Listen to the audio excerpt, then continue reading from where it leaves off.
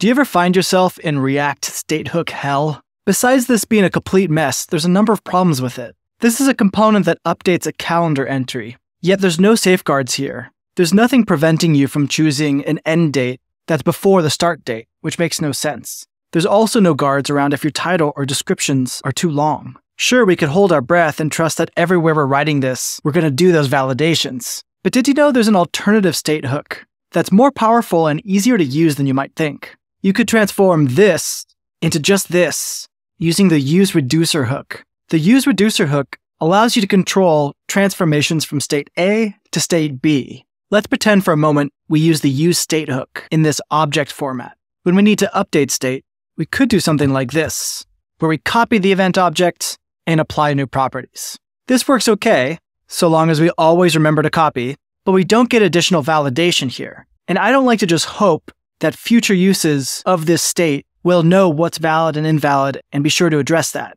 useReducer works the same way, except it takes one more argument, a function for intercepting and modifying the state update. A nice pattern is to call this update event, and now we can just pass what properties we want to update. Now, a simple usage would be to just merge the update in, but this is where we now have centralized logic for state updates.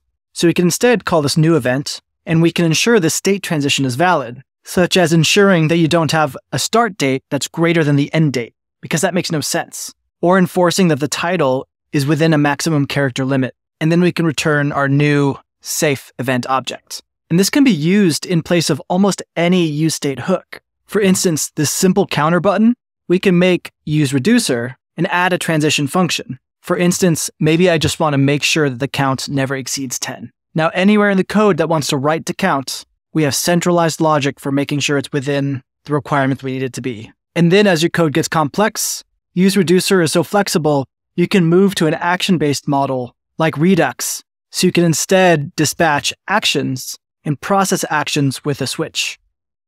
Huge thanks to David Khurshid, who first shared this amazing tip. You can read more about this in my latest blog post on the Builder.io blog.